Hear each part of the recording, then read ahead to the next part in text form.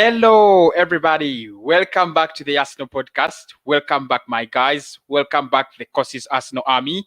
And welcome to the Arsenal Premier League update, where I'm going to give you all the Arsenal news, views, transfer news, anything you want to talk about, about Arsenal. I'm here for you because, Arsenal. Anyway, let's get into the news. But before we do that, thanks everybody who has subscribed, by the way. I always forget to thank people. I don't know why. It's not in me. But please feel appreciated. Thank you so much for subscribing. Thanks for supporting me. People who have bought the super chats. People who are always watching these videos. You people really do a lot. Smash the like button as you have always done. 200 is our target, and we are smashing it to the to the what to to the core. So we're gonna be talking about so many things today. So many things in this video. Gabriel Martinelli injured. William Saliba. How can Saliba be going out on another loan deal? We're gonna be discussing that anyway. Big up the relentless Gunnar, Nathaniel. Big up Alexander. He says happy holidays to you too. Big up Ahmed Nu. Now we are gonna be discussing the Aubameyang reports. There are reports saying Aubameyang and Mikel Arteta are sharing bad blood these days, that they do not move on or tag along so well. And there are reports that they are reports that he wants to keep him out of the squad. They are not tested reports. We are going to be discussing that as well. We shall talk. We shall go a little bit into the transfers, since I didn't do too many transfer videos today. I've only done one, so we shall dive into the transfers a little bit, and then Rúnarsson deleting his account. We shall also talk about that. But where do we start? After you guys smash the like button, let us start with Sam Allardyce. Now, Allardyce is having a laugh. Is just having a laugh at Arsenal. Sam Allardyce has actually come out and said the Arsenal is in a relegation fight and they have to accept it. Now, this story, an authentic one, 27 minutes ago, written by Sky Sports.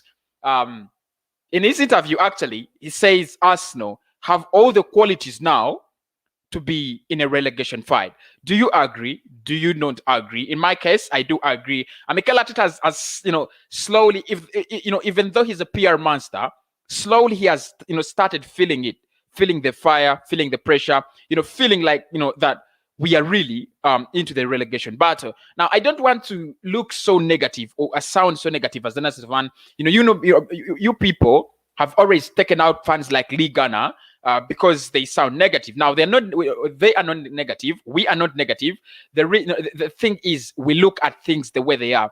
We are in a relegation fight, and I back up Sam Allardyce. Of course, he has been, he just got a new job, back in the Premier League. So you expect him to speak with a lot of vigor. But he's one of the managers that actually know what it means to fight relegation. He's one of the managers that know what it takes for a club to be in a relegation fight, what it takes to win a relegation fight, or, all those things. So when he says that Arsenal is in a relegation fight, I cannot disagree. How many games have we gone without winning? Right? Whether it's cup competition, whether it's Premier League, how many games have we gone without winning? So when Allardyce laughs at Arsenal and says you guys are in a relegation fight, I do not disapprove. I will just concede. Yeah, I'll just concede, because he is a manager, an experienced manager, one of those managers who understand the word relegation. Now, he doesn't understand things like winning a trophy or taking a club to Champions League or taking it to the Europa League. But if you talk about fighting relegation, he's a master class, Sami Allardyce. I pray his record doesn't get broken on his return anyway. So he says Arsenal is in a relegation fight. I hope we overcome it. Now, the other story is a sad story. Arsenal goalkeeper Rúnarsson deleted his Twitter account after making consecutive mistakes against Manchester City. And I felt a little bit bad because I'm one of those people who actually hair dried him, tried to be very, very, very negative on him. I was too harsh on him when he made those mistakes. But look, yeah, I know the fire is so much on him on social media, and forcing him to delete his own account. So it's a little bit insecure, and we know social media. It's one of those places where you never. It can be home. It can be home. I've seen people like Aubameyang. If you're Aubameyang, it can be home because everybody loves you. Okay, not everybody, obviously, but most of the fans at your club love you. You have had 2 very good seasons. You've been superb. Everybody wants to talk to you. Everybody wants to connect to you. So social media becomes like a home, where you can seek shelter of any kind of attacks or anything. But if anything goes wrong, social media can be the worst planet in your life. And it's a big question whether whether players should have Twitter accounts, social media accounts, and manage them themselves. Try to interact with the audience. Because what happened to Rúnarsson, I'm one person who doesn't agree with going out there and attacking a player on his Twitter account, attacking him personally. Look, we can't criticize to the maximum. But if you attack someone, try to cyberbull, then it doesn't make sense for me. It doesn't sit well with me, just to be honest and to be frank. So, real think, Rúnarsson, what he should have done, you can get off social media for some time. That's what I think. Because at the end of the day, you need social media. He needs social media as a man, as a person. These players, maybe he's an influencer, maybe, you can never know what they do with their account. So, deleting his account, I think it had gone to extreme, but he had a bad night. I can't blame it all on him. I think the whole team was total shit, from the manager to the goalkeeper to the strikers. Apart from Gabriel Martinelli, I think he was brilliant, on the evening. But the other players, they were total crap. What abysmal of a performance. I can't blame Rúnarsson. But of course, there are mistakes that you have to rectify as a goalkeeper, unless you're never going to be in the Arsenal goalpost again. He's got to be very strong. You've got to grow, strong. Even if you delete your Twitter account, still, these comments are going to flow in. Still, you're going to be back in the Arsenal, in appearance for Arsenal. You get me? So I think, it's a bad experience. I don't want to go through it. I don't want to be trolled on Twitter. I don't want to be bullied on social media. I've seen so many people try to bully. Of course, I have that experience of people trying to abuse you, people trying to undermine you, people trying to demean you. So I do understand when it comes to deleting an account. I've ever thought of that. I pray he gets over that trauma and he gets back to training ways. You need to train Rúnarsson. That performance was so bad. You can't make 2 consecutive mistakes and, actually 3 consecutive mistakes and they lead to goals. You are an Arsenal player. Arsenal is still a big club. I don't know whether, he knows that. But away from that, you guys don't about to tell me, Kosi, this is clickbaiting. You're saying Saliba out. Yeah. Now, credible reports, right? I'm talking about credible reports now. They are saying that the lawyer of William Saliba is going to meet with Arteta and Edu to discuss the fate of his player. Is it good news? Is it bad news? I don't know. Pretty clear, it seems that the player is not contented, not happy with the way Mikel Arteta is treating him, and the fans are not happy. The pundits are not happy. His camp is not happy, and everybody is not happy. 27 million defender, very young, very gifted, with a lot of potential. I even feel ashamed when we were discussing that Saliba and Chambers should be, compared. I'm still very ashamed. But, reports are there that, the 2 parties are going to meet and discuss the future of the player. Probably I just pray that they don't go for the option of saying that Arsenal should actually let go of the player on a permanent basis. Mikel Arteta has already said it. that is going to be in the January transfer window when they discuss the fate of William Saliba. And the question is, I've always asked this and I'll ask it again. If he was playing with Fofana, and Fofana is good at Leicester City, although some people like Nolan and other people on this show would tell me, Kosi, Fofana was the better defender of the two, of Saliba and Fofana in that partnership. I don't care. What I know is Saliba has great potential. He's a good player and he needs to start.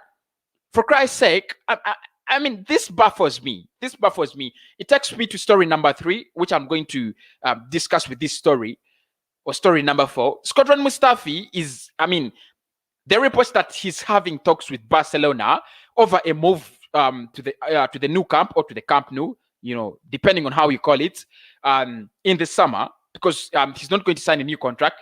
All of us Arsenal fans know that, and we do not want him anyway to sign a new contract. So I'm asking myself, why do you partner Gabriel Magalhaes with a player like Shkodran Mustafi? Why do you partner Gabriel Magalhaes with a man who is going to leave the club, who has already shown you his intentions? If this is not where I belong, you get me? He says, this is not where I belong. I don't want to renew my contract. I'm going to leave. And we are in January now, right? We are in January. He has 6 months. You need to prepare for his exit. You need to start grooming the players. You need to start preparing the players you have for periods when you don't have Socrates, when you don't have Mustafi. This is what I think. What has William Saliba done so wrong not to deserve a start at Arsenal? What has he done so wrong? Just to ask a simple question. Pick up everybody in the chat. Pick up Relentless. Smash the like button, guys. Smash the like button and get your comments coming in. I'm going to be taking them on. Of course, you people will have a chance to call in through the StreamYard link, as we always do on the show, right? But I'm asking myself, what has William Saliba done so wrong not to deserve at least 10 minutes on the pitch for Arsenal? What does he need to do to start playing football?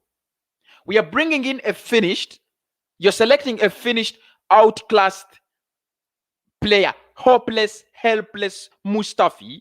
He doesn't have a chance at Arsenal in the next season. You're leaving out a player who you think you can build a squad around in the next 2 or 3 years. Does it make any sense? This is why these players are getting frustrated. This is why we are seeing a lot of frustration levels at Arsenal.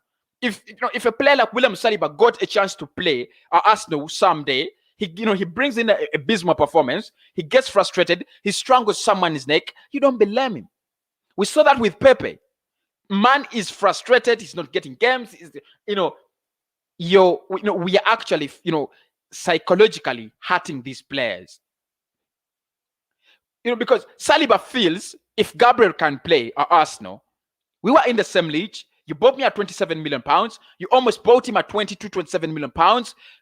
He starts over me. I'm a very good defender, just like he is. Why don't I get playing time? Then players are going to think that the manager is picking the team not on merit, but on favoritism, on personal basis. And this is losing the dressing room. To be sure, this season, if it is about the youngsters, the young players, the young guns, they have been more effective, way more effective than the older players should be. Because they have been doing a tremendous job down there in the Europa League. Even in the Premier League, a young lad Saka is our best player, right? Still, Gabriel is as young as he is. He is he is our best player. That is enough for you to trust the young guns. That's enough for you to trust the young players. I don't know why he's so scared. He always wants to pick, the old players. Shkodran Mustafi. Shkodran Mustafi, even if he's angry, you have nothing to lose. In the next 6 months, he's going to be out of the club. As simple as that, man. As simple as that. But it looks he's so set, very set to let, William Saliba go out on loan. And this is spoiling, because if at any time he gets sacked, the next manager is going to come on and has to use Shkodran Mustafi and Socrates and that crap. it doesn't make sense. It just doesn't make sense. Anyway, that is it. Now, still talking about the bad news is Gabriel Martinelli, and again a player who I thought shouldn't have started against Manchester City. Now, don't say Kosi, you have said he should start using the young guns. He was not ready. He was not ready. All of us knew he was not ready. I've never asked for Gabriel Martinelli to play. Ever since Thomas Partey got that injured, I've always said, let him heal. Let him heal. He brought him on against City. He had a very good performance. Very good performance. He was in pain at halftime. As manager, why are you even manager? I'm asking just. Why are you manager? The man is in pain at halftime. That is where it ends. That is where his game time ends. That is all for him. He should have come off at halftime. No, this is not to say that Gabriel Martinelli, what, he created the chance. No. I'm telling you, we don't know how bad this injury is now. We don't know. We don't know now. Now we have Gabriel Martinelli off. Pierre-Emerick Aubameyang is off. And Thomas Partey is off. Bukayo Saka has played so many games consecutively. So probably if he gets another 2 consecutive games, that's an injury. You have Gabriel Magalhaes. If he gets injured, the squad is done. Actually, I agree with the people who are saying that Arsenal is one injury like this away from relegation. I do agree, man. I do agree. I'm telling you real facts, real talk. I do agree. We are one injury like this. If Leno or Saka gets injured, we are done. Telling you real talk. We are done. But I'm asking myself, does it have to come to this? We are still keeping the same manager who really has no hope. He has not done anything. And we're saying we're going to back him in January without evidence, without plausible evidence that he can even turn things around. Does it have to, I think this video should have been, I missed yesterday's match reaction. The title should have been, does it have to, be here? Does it have to come to this? But I think I'll use it in the Chelsea game because I don't think we are still going to win. Anyway, guys, it's not so good. It doesn't look so good. It doesn't look so good. It doesn't look so good.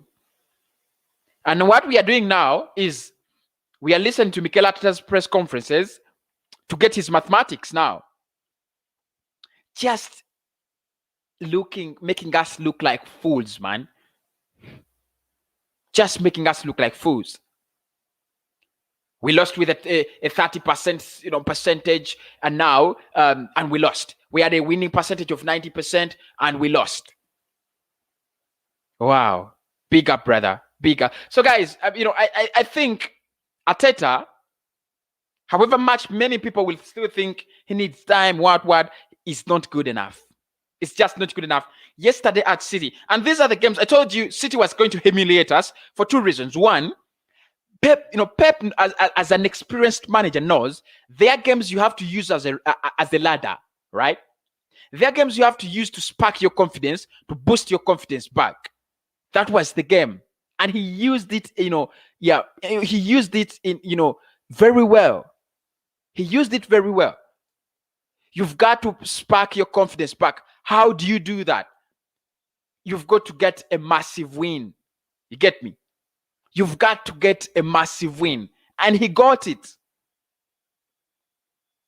Because the way you boost your confidence back, the way you get back on form is by winning games.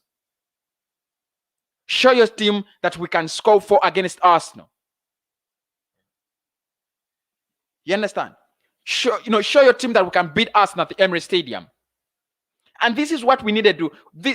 Mikel Arteta said in his press conference that we need games like this. And I was like, are you crazy? Are you crazy? We need games to build our confidence. We don't need games to demoralize the players. Because City was surely going to demoralize us. And they did it. They absolutely destroyed us. Of course, it was a complete giveaway. A complete giveaway. But did we have a strategy on how we were going to beat City yesterday? Did we have a strategy? Did we come to play any kind of football, any style of football against City. I didn't see it. When City had the ball, they were passing around like the better side. When we got the ball, we also passed around like the better side. Hell no, we were not the better side. We needed a game plan that was different from that of City. Either play counter-attack football, or press them so highly, or don't allow them to pass, or put that ball in the air. Whatever kind of playing style, as long as it was different from Pep Guardiola's style, it could work, right?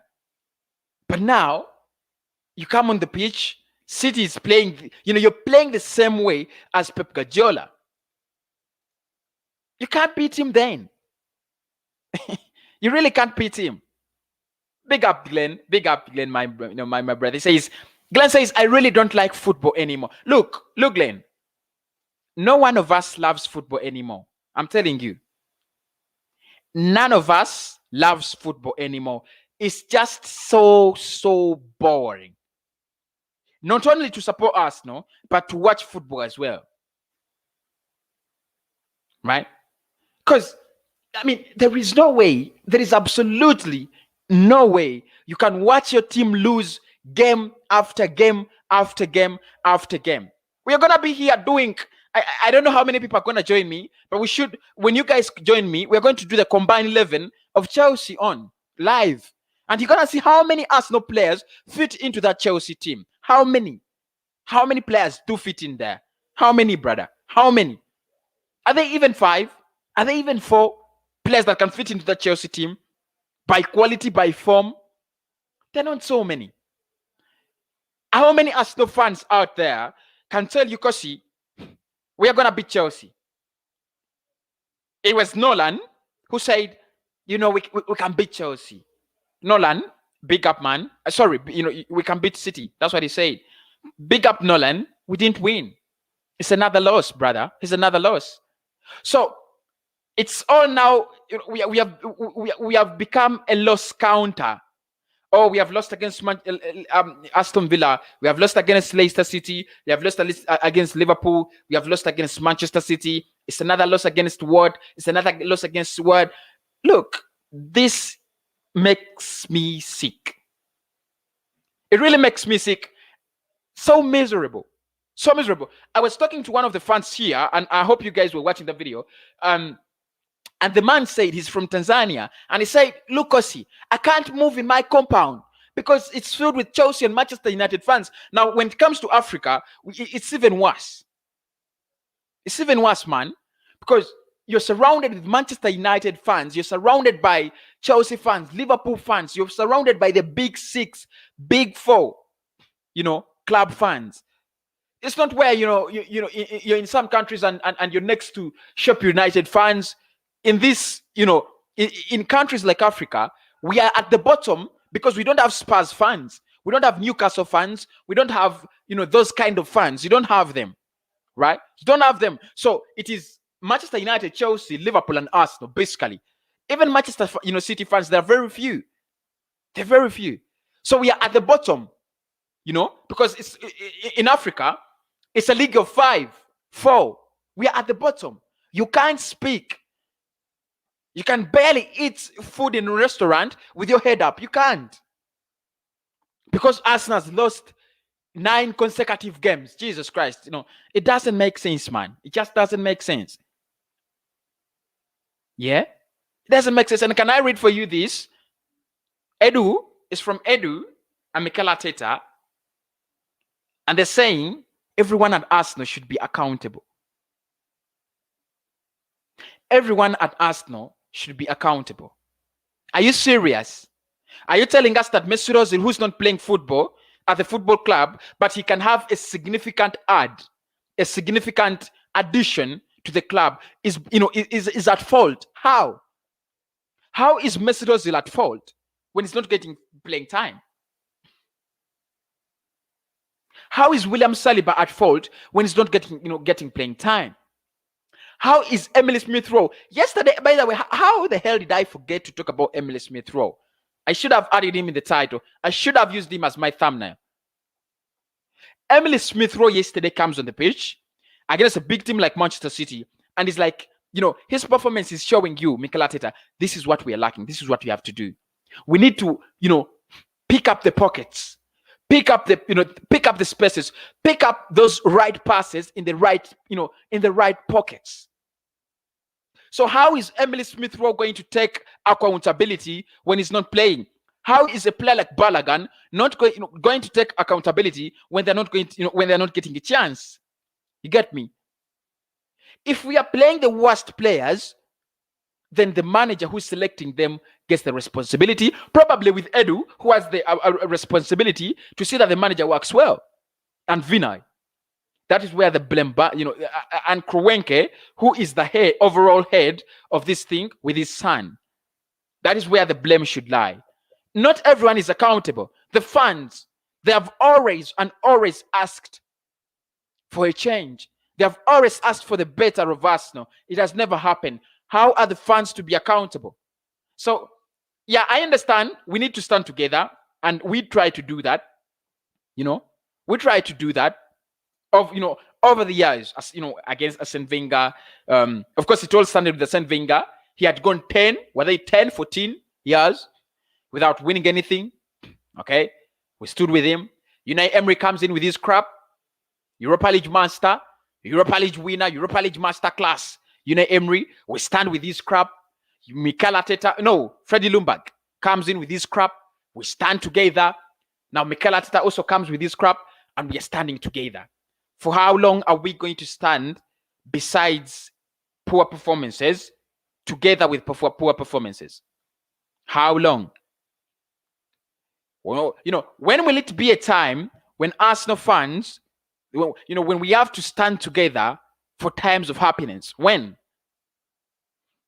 It just doesn't make any sense. Just doesn't make You're telling us that you want William Saliba out on loan. You want William Saliba out on loan? Are you crazy? Are you damn crazy? You want Saliba out on loan? You have Mustafi because you want to play Mustafi. Oh my God!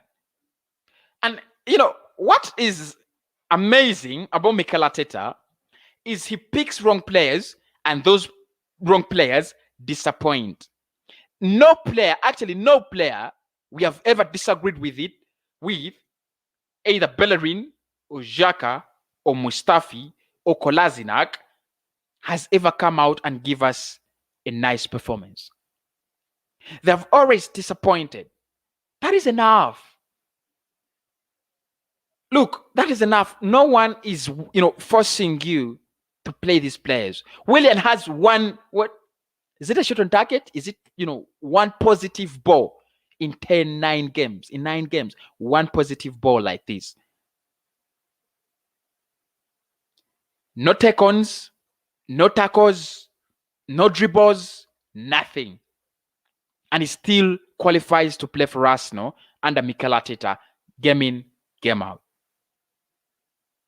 So someone should just tell us why we can't sack the manager. Someone should just tell us why we can't sack our manager. Guys, that's the Premier League update there anyway. That's the Premier League update. Pick up Alexander. Pick up my brother. Pick up Alexander. Thank you so much for the super chat. I really love it. I really love the super chats. First comment to be read out. Thank you, big man. $5. Thank you, big man. Says, why does the Tita keep picking Willian? Why is that guy getting away with walking around on the pitch and not trying to shoot, dribble, or run? Look, big man thing. Thank you so much, Alexander. Thank you so much. I'm asking myself the same question. We have a player. Look, yeah, we have a player, Pepe. He isn't the best of players. He isn't the best of players, right? He isn't the best of players. By the way, Relentless gonna say is big up Alexander, big up Alex, big up Nathaniel. I saw you super chat. I saw it late. I don't know how, but it escaped my eyes. And also big up Richard K for for all those people who have always been giving the speeches. I want people who are going to come on here. We're going to be doing the combined 11 Chelsea Arsenal live, and I'll re-upload it. it's gonna be a debate. So make sure you're ready to debate when you come on. But I'm looking at this thing, guys, and I'm asking myself, of all the things that are happening to Arsenal, why the hell do we have a manager who picks the wrong players? Why is it us? Why is it us all the time? The manager picks the wrong players. The manager leaves out the good players. Look, and Big Sam is trolling us. Big Sam doesn't know how to win an FA Cup. Big Sam doesn't know how to win, a Carling Cup. Big Sam is not a winner. And he's trolling Arsenal. Oh my God. This is crazy, right? It's crazy, isn't it? It's crazy. Big Sam is trolling us. Big Sam. And he's right. Look, he's right, because Big Sam is, has the right to troll us, has the right to laugh at us for one or two reasons. One, when he gets at any side, he picks the best players. He has always done that, and that's why one of the reasons why he's surviving. He makes teams survive because he does the basics right. He knows no team can win a game playing negative football. So do you know what he does? You know what he does? He gets out there, he sets his teams for counter-attacking football. That's what he does. He sets his teams for counter-attacking football. But we have a team that last played any positive football against Fulham at the beginning of the season. Jesus Christ. You can't believe that. You can't believe that's happening to Arsenal. Dear Arsenal, please, God, save us. Do save us. We don't want to see our club shrink like this. I've told you guys, in Africa, it's worse. Leave alone you people who live, I don't mean you're living comfortably. That's not what I'm trying to say. But at least for you guys, you're lucky. You can crash into a Sheffield fan and you smash them up. But for us, we don't have anyone to smash. Boom, Chelsea fan. Boom, Manchester United fan. Boom, Liverpool fan. Boom. My father is a Liverpool fan. Just to make you know, my father is a Liverpool fan. My mother is a Manchester United fan. Now, those two clubs, yeah, those two clubs are at the top of the table. They're in the title race. And I have an Arsenal podcast. Do you know how hard is it for me? It is for me to go out there, tell my mother, mommy, Arsenal is the best club. Yeah? Do you know how hard it is? Do you know how hard it is for me right now? Father is Liverpool. My mother is Manchester United. Just think about it, guys. Just think about it. How horrible is that? I'm just like Troops. His family is Tottenham Hotspur. His family is Tottenham Hotspur. So that is it. So it's not so easy. And Mikel Arteta is, apart from Mikel Arteta making this job too hard for himself, he's also making it, hard for the fans to stay behind him. Making it hard for the players to stay behind him. As soon as David Luiz is fit, bring him on. As soon as David Luiz is fit, bring him on. He is the better partner to Gabriel Magalhaes. That is easy to see, right? That is easy to see. You don't need bells. You don't need a psychotherapist to tell you that. Look, the better player of these two is Saliba. You don't need a psychotherapist. You don't need. You don't need a psychotherapist to tell you that. You don't need to go to be a big football analyst or a big football pundit, or you have so many PhDs in football management to know who are the right players. Who are the right players in your team.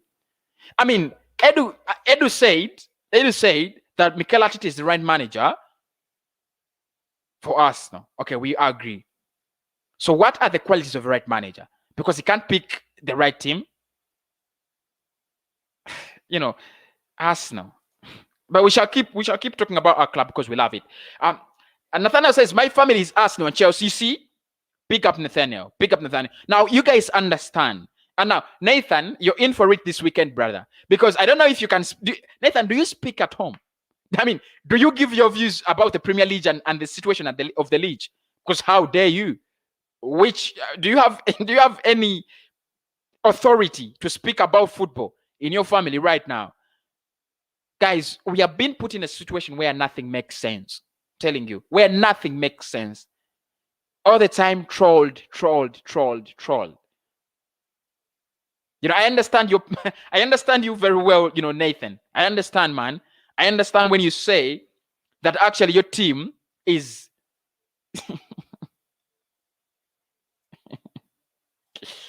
okay. Let me just look at Glenn here. Yeah.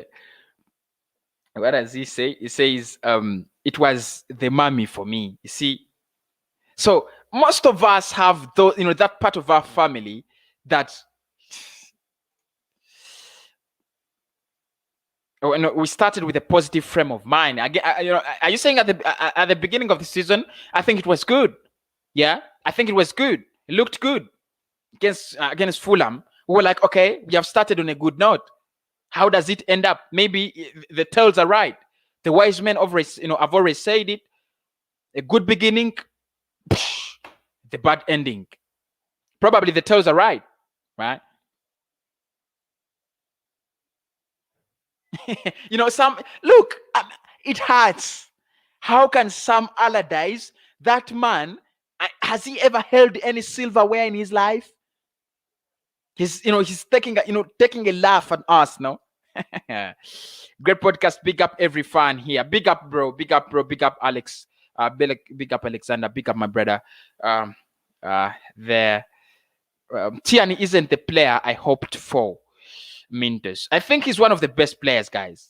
You know, I think he's one of the the best players at Arsenal. Mintus. Big up, Iceland Gunners. Big up, guys. How did Rúnarsson get a spot to play for Arsenal FC? Was keeper? Look, I think.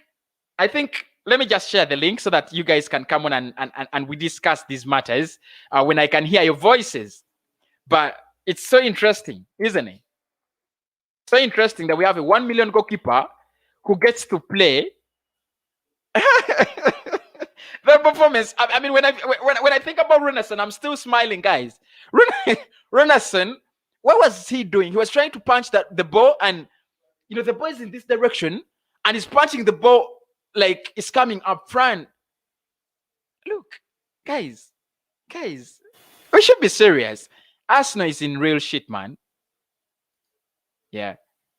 Brubato says, my family is Arsenal and Liverpool from Iceland. Big up, mine from Iceland. I understand your pain. I do understand your pain. When your team is, when your family is Liverpool and they're champions 2 times, in two big competitions, and then you have to live with that. Guys, sorry, man. Sorry, everyone. Sorry, everyone, man. Sorry, everyone.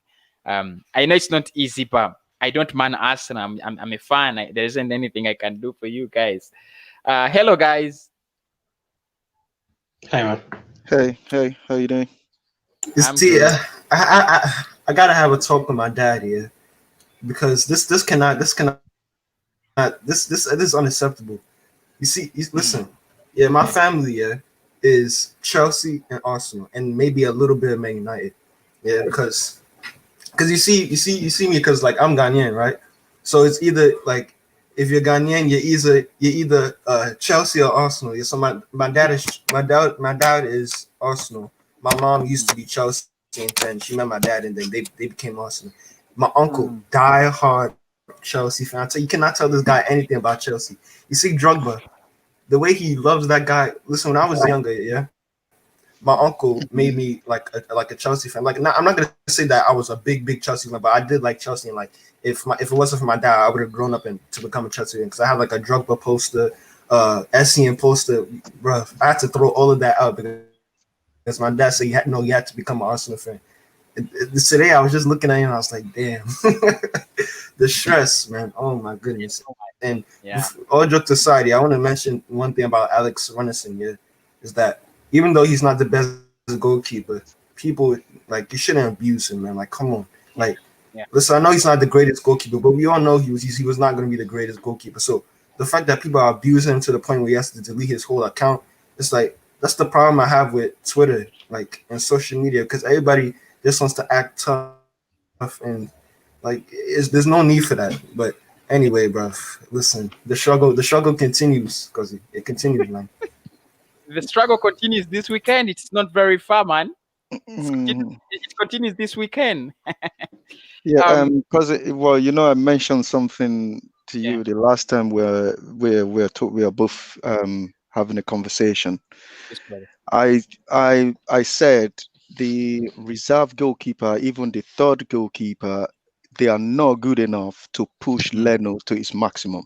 I yeah, said yeah. that, That is and that is look that at that is Rúnarsson and Matt Massey, right? that's correct, Yeah. and look at what but you get him £1 million goalkeeper. What do you expect? You sell a 20 million goalkeeper and bring in a 1 million goalkeeper. One That is million goalkeeper. So what do you expect? So that is that is, it's not. 19, Yeah. And 19 again, what I want to say is, even though if it is Leno in goal yesterday, any Arsenal fan that is expecting Arsenal to go out that yesterday to go and beat Man City, that Arsenal fan is a joker. deluded. I am telling you right now. Even though if it is Leno in goal You got to be yesterday, smoking. that's right. Because I didn't expect Arsenal to come up with a win that yesterday. It's Man City, Mm. if you understand what I mean. You mentioned something earlier. You said Arsenal only need one injury to be in the relegation. Arsenal doesn't need an injury. They are in the relegation battle already. They don't We need just need no Arteta. injury.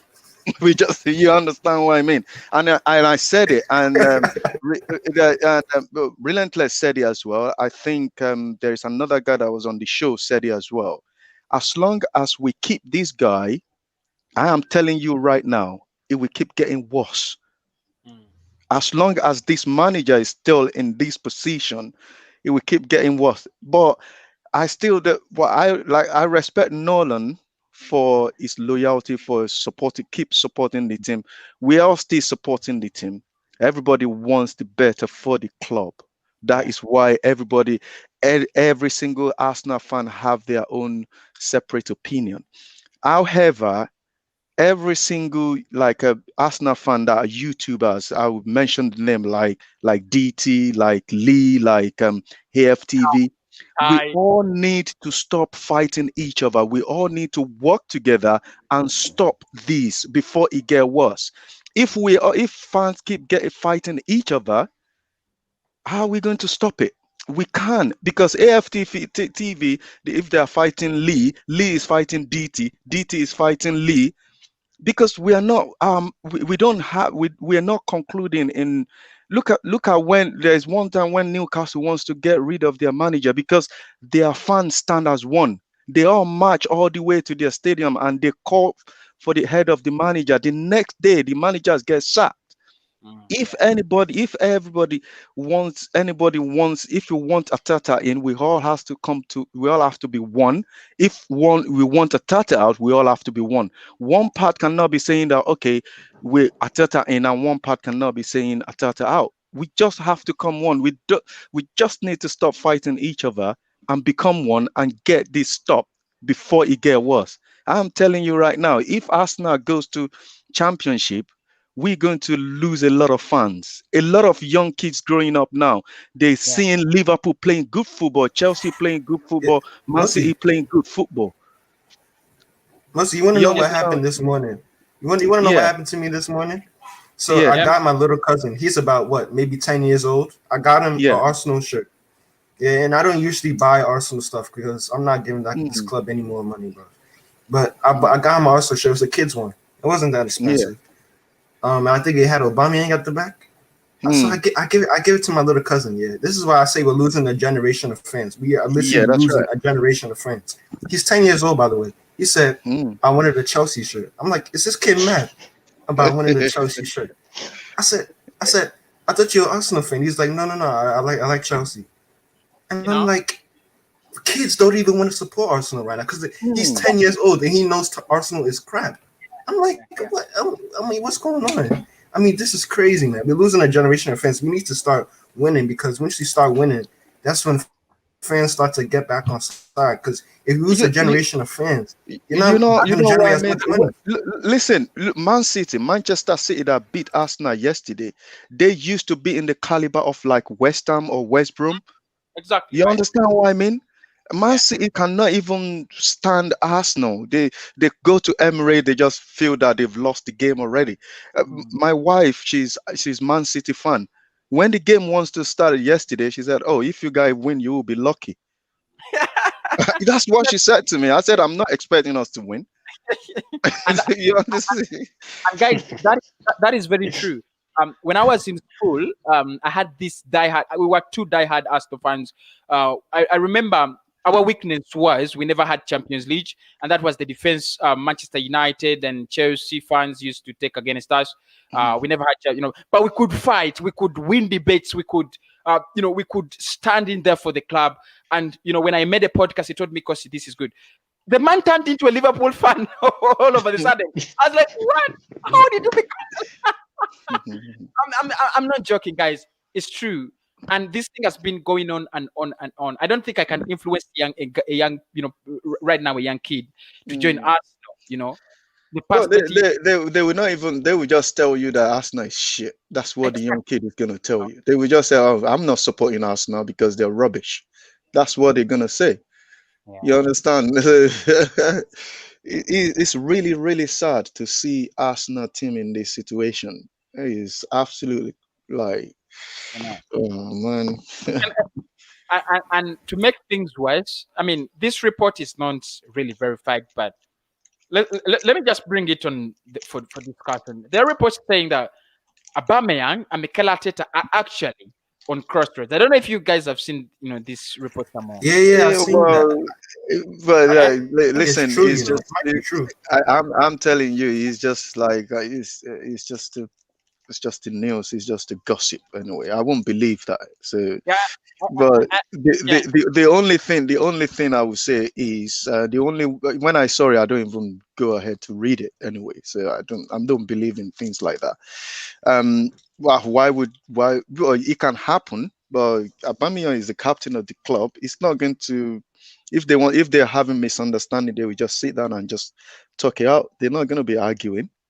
They will just sit down and talk it out, and the manager and the captain. So you, you you that's see, Mostly the problem is maybe the player is not maybe it's not personal, but the player is not mm, happy with the way things are being done by the yeah. manager. That's the problem. I think that's the problem.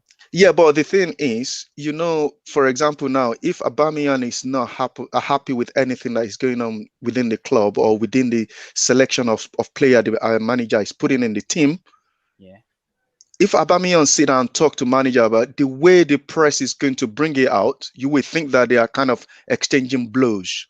That is the Yeah. way you understand the way media Yeah. is, Yeah. Yeah. just for them to sell their papers or whatever they're selling. So it's maybe probably it's just like a normal conversation and they just kind of blow it out as what they normally do anyway. So You want to that's, know? You want to know why? Oh, sorry. yeah, carry on.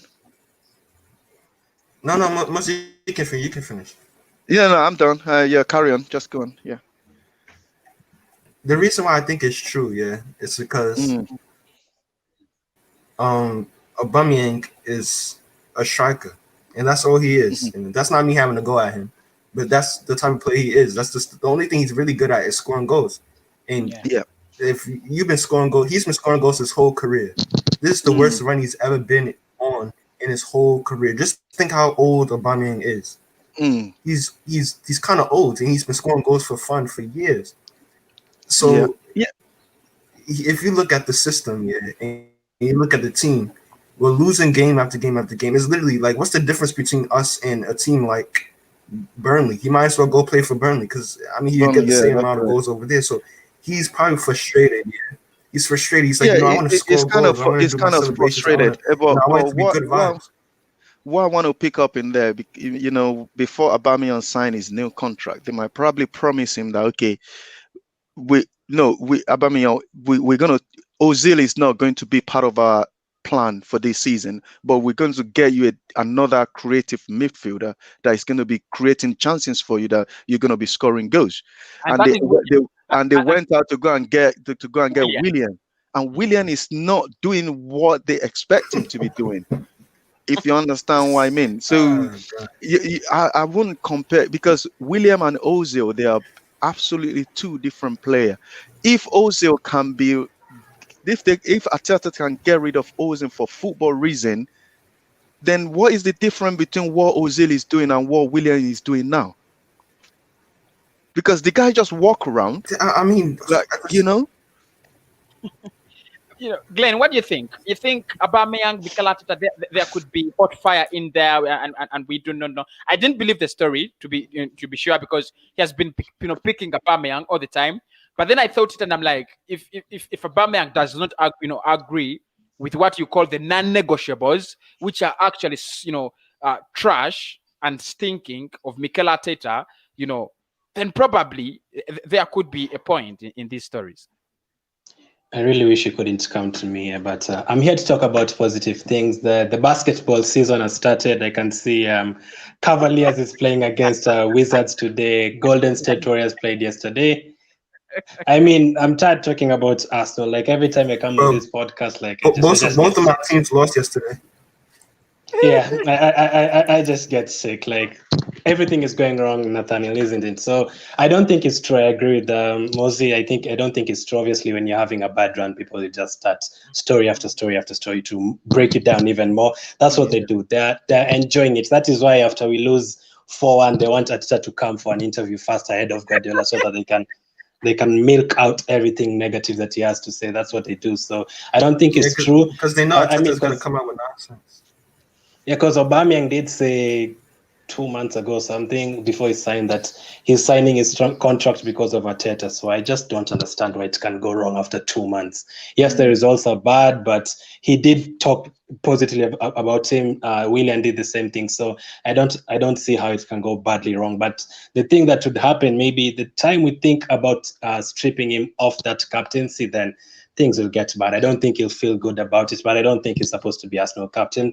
I don't know how we are going to take it off him, but I don't think he's supposed to be Arsenal captain. So I don't think it's true. I just think it's the media talking about it. But obviously, things are not good in our club right now. Things are very wrong. All right, big up everybody. But Glenn, Glenn, you want to know why I say parking the bus football is not sustainable? Mm-hmm. It's because it's the perfect kind of tactic to use when you first get in a team, because because at that time we first get a team, you start managing a team, you don't know how the players play, so you just basically tell them to just keep it simple, just park the bus, no patterns of play, just hit the counter attack. And this is why I always say I rate Jose Mourinho, even though he plays football the way I don't really like to watch his football. But the reason why he goes from club to club, because parking the bus football is not sustainable. Players want to express themselves at all times, And when Arteta came in, it was a new thing for the players. They were like, oh, okay. Aubameyang was happy because he was still able to score. And then the reason why I say it's not sustainable, because a few months later, all of a sudden, Aubameyang can't score a goal. Why is that? Because the system has been the same system for months. And I don't want to make this an Arteta out show, but that just goes to show you that the players, they used to believe. Now that nothing's on the line, now it's not. They're not like in the FA Cup final. They're like, I don't have to play for this guy anymore. I can just do whatever I want. They're letting the complacency take over the team. That's the problem. So it's Mikel Arteta needs to motivate. If he's going to stay in January, he needs to magically find a way how to motivate these players, because we're just going to go down the table. Yeah, but I that's the thing. I don't know how he's going to kind of get the best and motivate those players to just kind of up their game, because right now, anything they do is not falling in place. Anything at all. And look, Moses, they don't believe anymore. Yeah. And the environment we are in, and the club is just not acceptable. When you say that you're going to take 25% pay cut when you get relegated, and it means they're planning for the championship already. It's like you're planning for the championship. You're planning for relegation already. I think you should have said, if we survive, if we finish top 10, we are giving you kind of boost. But then you say that, I mean, are we planning for championship? You know. Anyway, Yeah, I don't want. but you mentioned something earlier, Kazi, Yeah. before everybody comes in. Yeah. A player like Gabriel, Yeah. at least, even though since the day that Mustafi refused to sign a new contract, which we don't want him at the club anyways, you shouldn't be kind of playing him next to a defender that is going to be in the club for a very long time. Exactly. You That's should the be kind of, you know, this is the time. Okay, I need to kind of know. I know the person that is staying at the club. I need to kind of know my back four. If you understand what I mean, then you know every single fan, they are calling out for Saliba. Is this manager telling me Saliba is worse than Mustafi, or is this Saliba is worse than what's it called, Rob Holding? And they even offering Rob Holding a new contract. You know, when I Bro, saw, bro, when I it's saw about, ridiculous. You need to tell me. yeah, You need to tell me, yeah, Alex Rúnarsson, a goalkeeper that had a 50% save percentage, yeah, one of the statistically one of the worst goalkeepers in Europe last season, can get a game over Saliba. Is this what we're doing now? I don't understand what's going on. How is Rúnarsson, yeah, who might not even be, I'm not even trying to be rude, he might not even be a championship level goalkeeper, yeah, and we're starting him. He's getting game time over Saliba. I really want to talk. I really want to talk about yesterday's game, but you can bring location before I start talking about yesterday's game. Binu, how are you doing? Hey, big up, guys. How are you doing? You know, Yeah, look, big up. actually, I'll start with you, Binu. The lawyer of William Saliba is coming out. They want to meet the team. No, they want to have talks. This has gone too far. The player, of course, one of the if you're a player, you've been playing consecutively for 2 good seasons, and you spend a whole season not playing football. It's affecting your career. He's a young player, highly rated.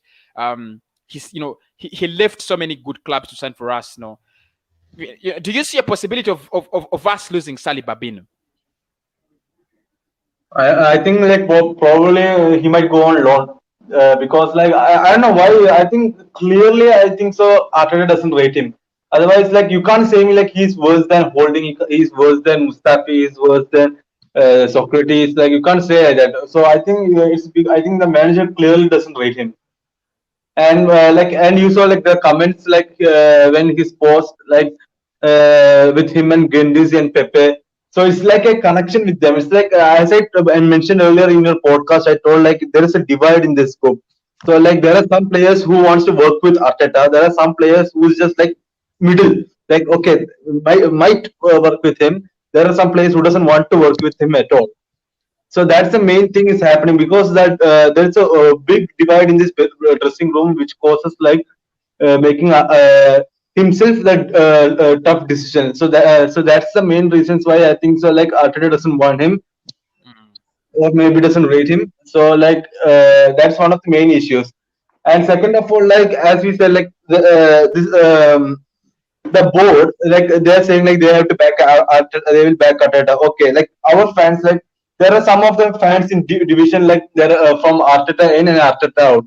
As Mosi clearly said, like we should unite together, like whether it's Arteta in or Arteta out, and like and make to a conclusion. Just look at Liverpool at 2010 when Roy Hodgson was coach.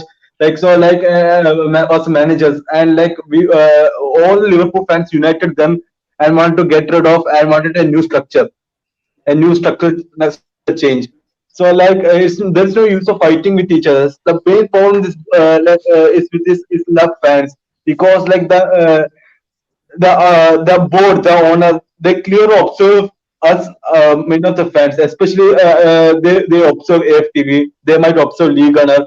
So like mention few names. So like they observe them, and one will say like they are backing him, one will say they are not backing him. So like they will like reach into a conclusion that where like let them fight together. We will do what us want. So like they don't clearly have a clue with the fans what they're saying, and that is one of the major reasons like we are in this crisis right now, because like our fans are divided now, on the pitch with the teams, then the group is divided. So there is no sticking together with this. Yeah, I kind of understand what you're saying there, but because there are some fans that are saying that the Atata stays, there are some fans they're saying Atata goes. What I'm trying to say there is like everybody has to come to become one. We first of all, we Arsenal fan, we need to stop fighting each other. Then we need to kind of say, okay, Ateta is at the moment is not doing good because he only just been in the job for just about a year. Let's give Ateta till New Year. Let's see whether they're going to back him. If the club back him and he gets the player that he wants in, and the result carry on the way it is right now, then it got to go. Yeah, If you definitely. understand what I Yeah. mean.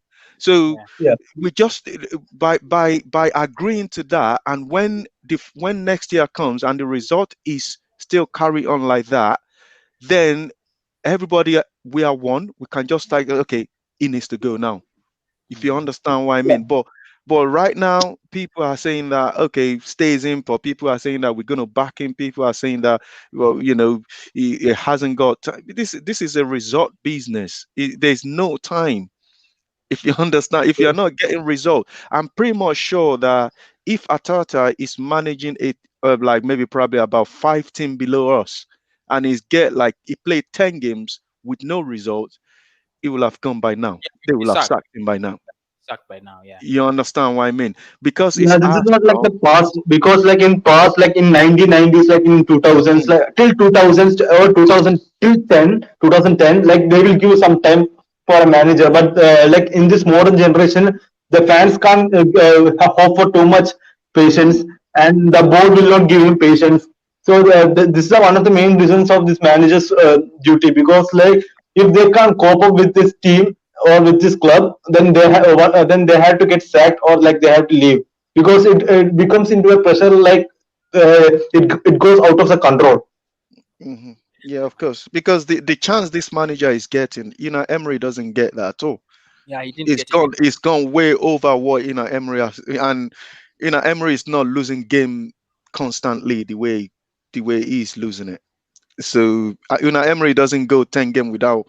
With it just, Emery doesn't play 10 games straight and only won one of them.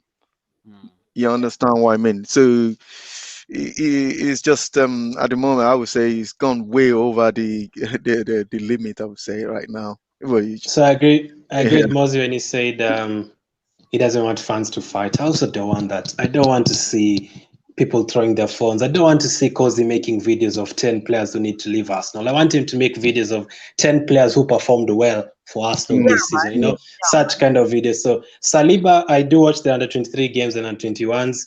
He's not as good as Gabriel, but he's not worse than Mustafi and Kolasinac for sure. So from yesterday's game, man. So some other things that people didn't notice. So before that, we gave away that second free kick, the Maris goal that Rúnarsson fluffed. Before we gave away that free kick, they had the ball in the middle, and I think Ceballos and Jesus knocked each other down, and they both fell down, and Ceballos got up. City was still attacking us. Ceballos goes back to pick up Jesus. Mentality. Let me tell you why I was so frustrated with that. They're attacking us and is going to pick up a City player. Jesus wouldn't come to pick if he was going to score a goal. In the first half, Martinelli was down. Ceballos didn't go to pick him up. Martinelli was lying down for almost 5 minutes. Lacazette went to him after 5 minutes. The player who was saved during that first half, and no one seems to care. He was lying down for 5 minutes. No one goes to check up on him. I'm not saying it's a must. You don't have to come back from the right midfield side to the left midfield side to check on him. You don't have to. But why would you go and pick up Jesus? And then at halftime, Martinelli was struggling to come off. Guess who went for him? The only good player at Arsenal right now, Gabriel Magalhaes. He went to pick him up to tell him, let's go. You've actually helped us. I hope you're well. No one else. Mustafi wouldn't do that. He doesn't care. He's going to leave. Why would he care about Arsenal? He doesn't care about the fans. He's going to leave. Kolasinac doesn't care. He knows. The main reason, like yesterday's game, like I think I have messaged in the group like yesterday, like when it was 1-1 at the half time, like I told we have still hope because when we get a draw, like we used to like park the bus full time. So like so like in my mind I thought like Arteta will second half will surely park the bus the whole game and would not concede goal, and it's like penalties and inshallah. But the way that the second goal went off, then I thought like the game is over because like we couldn't. I know because if we score the second goal, we can't score the second goal. We can barely score the first goal. We can't score the second goal because from the last 3 months, like we haven't scored more than 2 goals. The last more than 2 goals we scored in the Premier League was against Sheffield. After that, we haven't scored anything more than a goal. So that's the main reason. I wanted like okay for first time like I would agree with Arteta and let him park the bus for the second half and hope for penalties. At least it won't be at least an embarrassment. But and second of all, like the thing is like the lack of leadership. There is no lack of leadership. I don't know why he is giving Mustafi the captain when he doesn't have any lack of leadership skills and he's leaving Barcelona, which I hope he goes soon as soon as possible. Yeah, I so just want to. sorry, I last just point wanna- before. Yeah, I just want to quickly touch say on your something. point. Yeah, okay, Yeah. go ahead. Go ahead, Glenn. I want to touch on your point because earlier you said about Arsenal fans crazy thinking we were going to win the game. I didn't think we were going to win the game, but the game was 1-1 next to 60 minutes. I want, if you're losing that game, let's lose 2-1, and then people will be like, you know what? We tried against City, but not 4-1. So I don't agree in terms of we were going to be beat down. If they didn't make that mistake, probably would have lost maybe 2-1 or something if we had stayed in the game. So yeah, go ahead.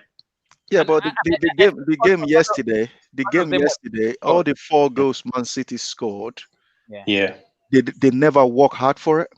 Yeah, they were gifted. Every They were- single 4 goals. they were- Huh? What were did you gifted. say? They were gifted goals. Just Yeah. They were gifted Merry goals. Christmas, because But the goals the only single goal that we scored, we have to work hard for it. You understand what I mean? And again, Yeah. another news that is that I can see now that they said Barcelona want Mustafi. I want Oh, to please, quickly God, touch. please. I want to quickly touch on that one, but Yeah. I'm not sure whether I you know. would drive him to Yeah, No, I think it's a long deal. It's a long deal for 6 months, and his contract will expire next summer. I think it's just for the 6 months. yeah. I want to quickly touch that on that one. This Everton defender Jeremina. I'm sure everybody know Jeremina, right? He used to be a Barcelona player, right? Barcelona. Yeah. So Man. how many between Jeremina and Mustafi, who are you going to take right now? So I'll take you ahead of Mustafi. How is Mustafi is going to go to Barcelona and he think he can get into that Barcelona first 11? If Jeremina cannot even get in there. You can't even get into No, it's like for the sport because like PK is injured, then like they don't have a defender like that. So like they're relying on 18-year-old one defender because PK is injured. So like for just for a 6 months loan deal, just for a squad depth inside there for defender, like they're just buying like loaning him. Yeah, but I also think Barcelona are no longer treating themselves with the respect the way they used. I don't think they are still that club that used to, the club we knew 8-10 years ago, the Barcelona we used to fear, the Barcelona that you knew Mustafi's name cannot come close to Barcelona. I think Barcelona are no longer that club anyway. I just think Barcelona is not recruiting the right manager like Arsenal at the moment. That is what the problem is. I think they're probably I think it's because of the president and all, like they had issues, right? So maybe it's that and the managers issues. Yeah, we know like last time Ronald Koeman was at Southampton, like he was in this situation. He lost like 10 games and he won against us 4-0. I remember that match like when Arsene Wenger was in charge. I think it was like in 2016, I think so. Yeah, like he was losing to West Brom. Burnley, then Liverpool, and in the middle of the result, and I can see like they've defeated Arsenal 4-0. Yeah, guys. Let me just switch you a little to January. It looks like any player we are going to go for, we are going to buy them highly expensively. The reason is all clubs know that we are desperate now, and we have no way out. So whenever you knock on a door, it's gonna be expensive. I was looking at a story today that Emi Buendia's price had increased from 25 around 30 million to 40 because we are interested. And Real Madrid also saying if you want Isco, you're gonna have to pay cash down. Obviously, we have no choice. They know all clubs know we don't have a choice. Look, don't you think, guys, this is going to be a harder transfer window than we expected? Because we want it to be a bed of roses. We want it to be green. We want it to be, whatever kind of good, But don't you think, guys, it's going to be a very hard one? If Buendia is at 40, that means, look, Lyon is going to look at a one. They're like, if they're giving you Buendia at 40, we are giving you a 70. Okay, let me quickly touch on that one, because January is a window that no club wants their player to leave. Exactly. It's a very difficult window for clubs. You can say at some point when Arsene Wenger was Arsenal manager, he was actually contemplating to scrap January window.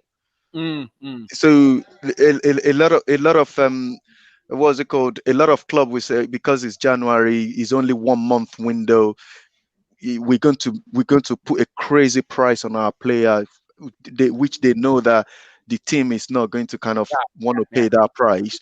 They will just leave us alone. So it's going to be very difficult. And another thing I want to say is, instead of Arsenal knows that January is just round the corner, right?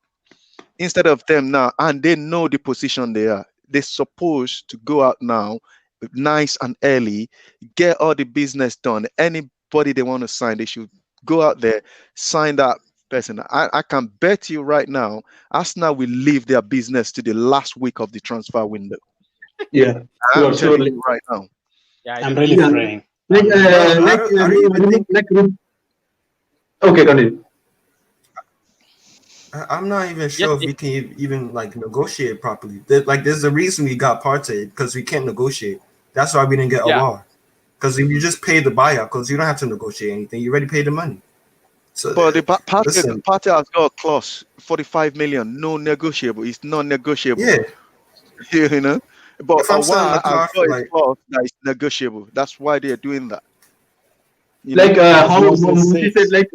How Musi said, if we are that much ambition, we should have done the deals by now, or we should have started the deals by a week ago. Because remember, last time, before the January transfer window, this guy Hakim Ziyech, he joined Chelsea on December itself. They signed the contract, and they wanted for the summer for this year replacement for Willian. They signed on November itself. That's how ambitious they are, because they have that ambition and they want to quickly replacement the player. But we are not doing that. We will do at the end of the last deadline day, and maybe we'll sign a loan deal. If that happens, please, I don't want to happen. I don't want to see a one loan deal in January. That would be undermining us. And this building of 40 million, I'm not taking that, because 40 million is still expensive in my opinion. If they want to buy Buendia, I think the better option is buy Aouar first, because Aouar is 45 million. So if we buy Aouar for 45 million, at least we can get the reduced value of Buendia and say we don't have that much money, and we can negotiate with them. Or else remember last time when they kept on asking, Lyon kept on asking for 55-60 million, because we have spent money on Pepe and this Aulas that Lyon president was telling, if they can pay 72 million for Pepe, then why can't they spend 60 million for Aouar? Aulas had clearly said that. And so that's the main reason. If you want to buy the player which has the cheaper option first, then buy the player. If they are raising the targets, make it low. But remember, the Arsenal doesn't pay the whole 72 million outright for Pepe. They pay by direct debit, I think. I think we are paying across 3 years, 4 years. Yeah, so 1 year, I think it's 20 million. Look at And Glenn. Look at we are getting what you're paying for. We are getting the moment we pay another 20 million, maybe he'll start using his right foot. After we pay another 10 million, maybe he'll start using his header. So Lokesh says He's that playing in they should have started installments. He's playing in negotiation. installments. Lokesh says we should have started negotiating one week ago. We should have started negotiating 10 years ago. Right now, we're in big trouble. Like, if we don't sign players, I don't care how much Buendia is cozy. Even if it's 60 million, they need to start paying. Because I don't want what Mosier said to happen. I don't want us to go out of the FA Cup and the Europa League and then they start buying players on February 1st. I don't want that. Players should be in on January 1st. 4 players. Mustafi out of the door. Socrates out of the door. January 1st. I don't care about your new year and who you're with your family. No, call them and get them out of the club January 1st. I don't want to see them here anymore. Yeah, but we have to sell 5 players. what I want to say is any player that wants to come to Arsenal now, they know the position where Arsenal is, right? Yeah. They will probably wants to put it into their contract that if for any reason Arsenal get relegated, they will want to leave. It's true. They will do that because they won't want to stay at Arsenal without that in their contract, because they will want to go and play for a team in the Premier League, or they will want to go and play for a team that is higher than Championship that Arsenal is in. Because Like, when you start talking like in about our the childhood, we used to listen to it, champions. Now we are listening to whoa. Now we are going to be in relegation, the Sky Bet Championship. Cozy. we are going to Oh be my signing. God. Hey, We are going to be. We are going to be signing players We're going to be and listening to. putting clauses in their contracts. If we get relegated, we shall cut these wages we are giving you by 25%. Yeah, but for Arsenal to be saying that if we get relegated, all the players will lose 25%. What does that say? What does that that If we is get actually relegated, half saying of that the squad will leave. they started They're planning too big. for life in the Championship already. So Screw that 25%. If we get relegated, we can't even leave our houses. Screw that 25%. We wouldn't even be able to It's leave just our liquidate. houses. Yeah, man. you know, it's Yeah, I'm just it's staying in my really, room. really hard. I've already seen memes going around. When Willian scores a tap in against Doncaster Rovers in League One. Have you seen those trolls, guys? And he's knee sliding. Aubameyang's doing. He's an Aubameyang's doing You know front he'll flips against play. QPR and the North London Dog. But, You know he will play against Chelsea. yeah, man. But before we even talk about that, guys, do you know that if we get relegated, we are losing a lot of players? Aubameyang probably would want to go. You would want Gabriel would, Barcelona probably, a lot of quality players would want to leave. For sure, I can guarantee you all the senior players will want to leave. That only puts us in even a more complicated situation. Even if we finish 15th or 14th, so many players are going to to look at this club as a sale of a dream, and they're like, I want to leave, please let me go. And it only puts us in a more difficult situation. That's Yeah. I correct. mean, we already have championship level players, so we might as well go down, right? Championship You know, level, like- League 2 level. I don't even think that those players are We got capable of playing Bellerin. in the Championship. Bellerin is not. Tell me Yeah. which Championship team that is going to take Bellerin to someone that cannot take a I throw. don't know, maybe League Oh my 2, maybe goodness. National League, maybe National League. He'd be playing against Because DTFC. I actually said I want Bellerin to stay at Arsenal. Oh my goodness. I don't know what I drank on that day. I've just seen him more and more, and I'm just like, no. Like, terrible. Like, you said 10 players who need to leave Arsenal. There are like 20 of them. 10. There are like 20 of them. You're asking Chambers and Holding, both of them. Sell them both. They're all useless, all of them. Man, I hope this Bellerin goes to Barcelona when this Laporta becomes his president, because he's ready to pay 22 million. I just hope we will do a double swoop with him and Mustafi. Mate, if they wants to pay 2 million for Bellerin, I'm happy. Let him go. Yeah, I'm happy. Yeah, same me. I was selling for a bottle of water. I wouldn't even sell them for money. I'll just sell them for a bottle of water. That's what it's worth. Yeah. an empty one, an empty bottle of water, because it's useless. Let me ask you guys, and this question goes, per individual. If we brought in a manager of your choice, for example, like me, I'm Allegri, Simeone. If we brought in a manager of your choice, how long would you give them to study the board? I'll start with Glenn. I know you, Nathaniel, most all of you wanted it out, but I don't, because I'm still waiting for January. That is because I know they're not going to bring those managers you're talking about. Yeah, I told you they're going to bring Mertesacker if he gets sacked. They're going to bring Mertesacker and it's going to be worse. They're not going to bring Allegri. They won't pay that money. But let's just say I want a manager. I'd probably agree with you. Like Allegri, how long would I give him? Oh, man, you can't give him a year again. This team cannot be corrected in a year. I think it has to be, if you bring him now, you have to give him this season, the whole of it, and then the whole of next season. So are you willing to give Arteta the whole of this season and the whole of next season? No, I can't just say that. I'll give him January transfer window. I see which kind of players he's targeting and which players he's signing. I wouldn't keep him if we lose the next. If you buy players in January and then still lose the rest of the games in January, definitely not. I'd make sure I get him off before we start the Europa League campaign again. So I'm giving him the January transfer window. Yes. Do you think we'll beat Benfica? Right now, definitely not. But after January transfer window, they wiped hopefully. the floor with us. They take us to the cleaners. They were absolutely. Yeah. They were Do you think their lips when they got drawn to us? Do you think we'll beat West Brom, or leave alone Benfica? Do you think we'll beat West Brom? West Brom, bro, we can't beat West Brom. We can't score a goal, leave alone beat West Brom. How will we score a goal? Nathan, Cozy, please. It's depressing. Let's just talk about the 2021 Olympics or something, please. No, let me quickly say one thing. If we bring an experienced manager in, because this manager that we have, for example, we bring in Allegri in, or we bring in Simeone. These are the guys that have been in the game for a very long time. If they are losing, they know what to do to kind of come back into the game. If they're winning, they know what to do to manage the game to the end. These are the experienced manager.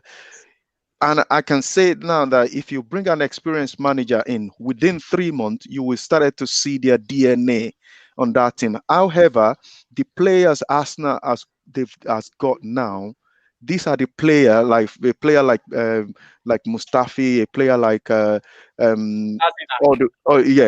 Lazinak, all those players. Those are the players they've gone past their prime. They cannot get better than what they are right now.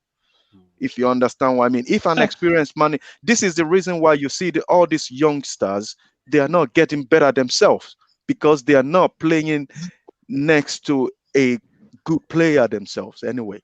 So if an experienced manager came into Arsenal right now, then within 3 months, it will work with those young players and is going to push them to their maximum. Then it will try and get something out of them. It will know which senior player that needs to play next to this young player for him to kind of get better. If you look at Liverpool team, for example, they just don't kind of bring all the young players.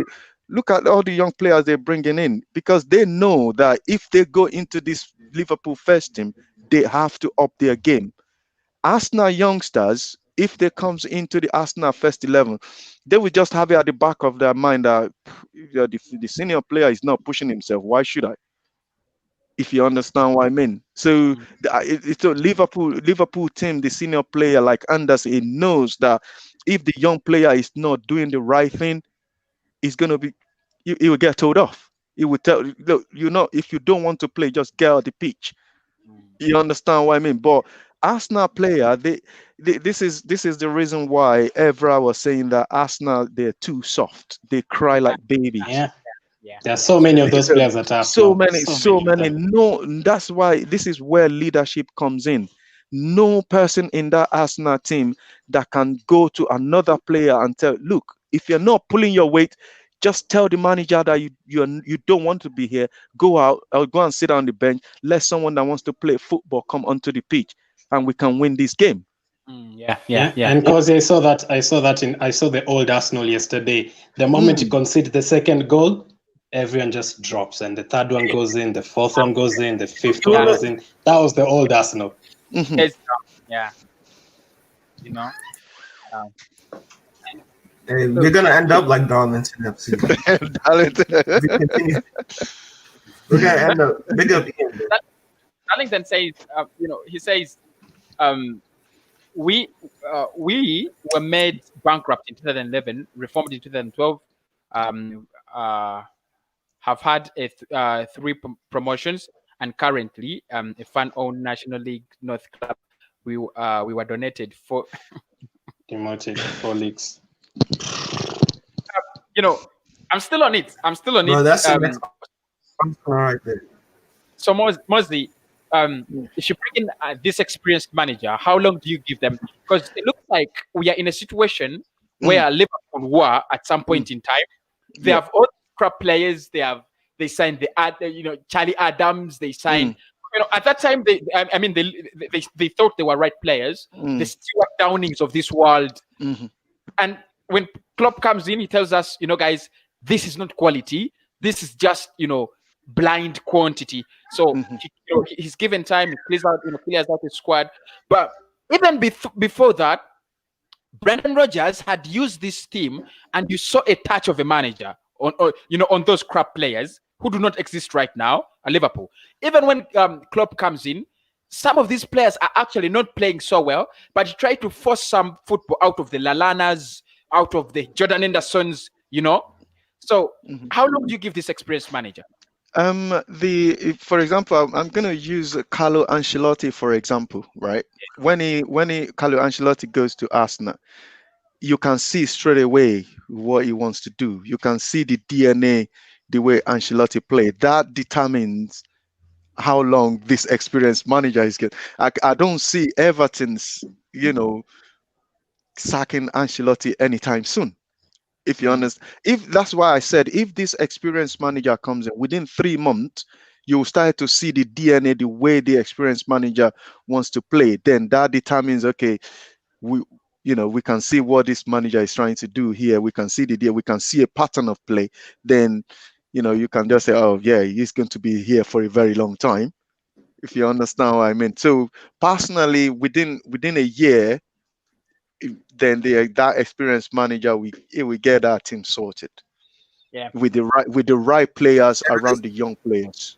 Yeah, and actually, this is what I was telling other people who Yeah, are. Yeah, go on, Glenn. Go on, Nathan. Mostly, you say like an experienced manager. Like I was talking to my cousin, big Chelsea fan. He's a big Chelsea fan. Yeah. And after Lampard lost 2 games in a row, he was like, obviously, like he's a big Lampard fan, but he was like, this is unacceptable. And he was like, how he doesn't like hearing words like process or 5-year plan, or he doesn't like to hear that because he says, well, club, we like to win trophies, yeah. And I'm looking at our club, and I'm like, people are telling me to trust the process. I'm looking at other clubs, they're telling me like he was like, oh, I would hate to be an Arsenal fan right now because they're telling me to trust the process. Yeah. They're like, they want to win now. They don't care about the process. They don't care about what you're going to do. What I want to say to that, Glenn. Yeah, what I want to say to that is, when it comes to a football club, there's nothing like process. There's nothing like time. This is an instant result business. So they just before they said, oh, it's a result business. Before they said be excited. Now they said trust the process. And then when Arsenal get relegated, they will be telling us, don't worry, we will be back. For how long? You understand? It's true. In 20 years, we'll be back. It sounds funny, but that is true. But we said get excited. They got us Pepe. Everybody get excited. They didn't do any other business after that. Then they said, oh, but trust the process. They brought in Thomas Partey. They didn't bring any other player in after that. Now where we are right now. Then they started to saying that, oh, if we get relegated, the player should be prepared to lose 25% of their wages. It means they're planning for life in the championship Before you know, they will be saying that, oh, we are sorry, Arsenal fan. Don't worry, we will be back.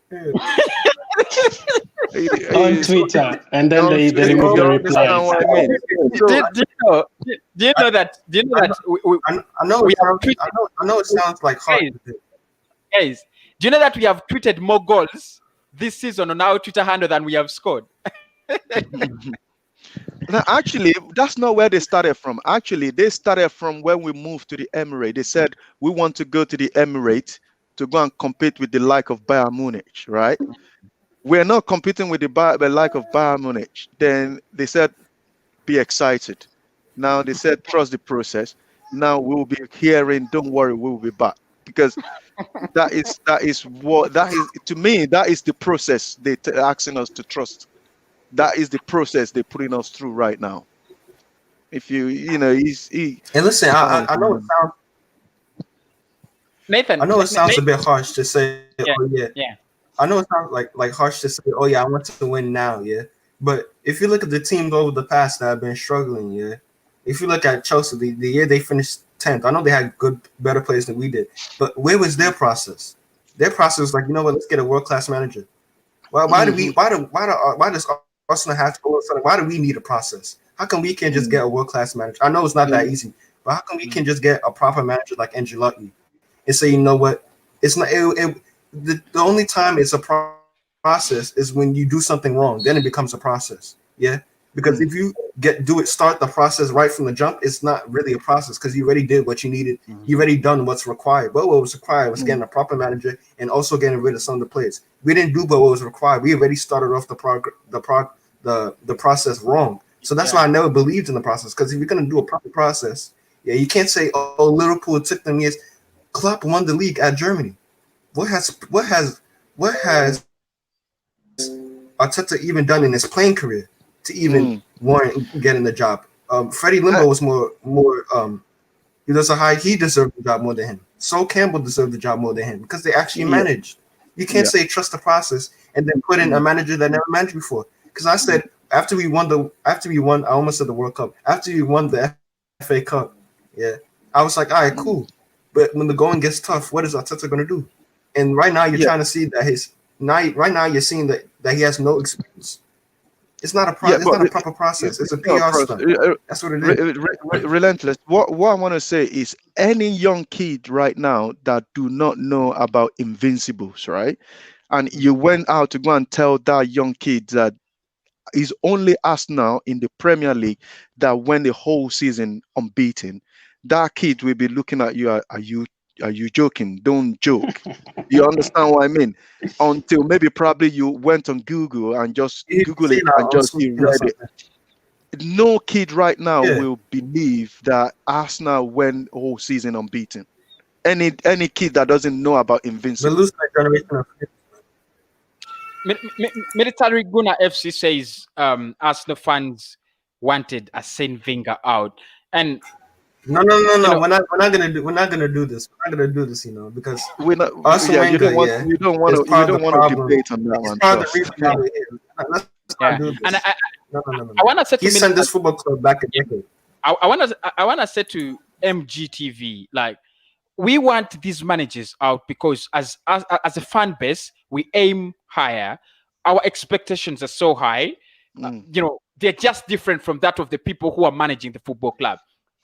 For us, we see ourselves as higher than Chelsea, higher than Tottenham. We shouldn't be competing with Tottenham. We shouldn't be lower than Tottenham. And that's why we want Wenger out, because he's not giving us results. We want Emery out because he's not giving us results. We have. I don't think there was an Arsenal fan who said Wenger out in 2004, Wenger out in 2006. No, yeah, but let me touch on that. Let me actually touch on that one quickly. Yeah, man.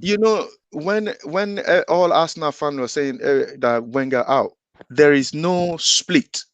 All Arsenal fans are actually one. And when Arsenal sacked Unai Emery, if you go out now to go and ask every single Arsenal, no Arsenal fan want Tata to be the next manager. No Arsenal fan. It's only when Arsenal appoint Tata that people will just say, okay, they appoint him now. We don't have a choice. We just have to back him.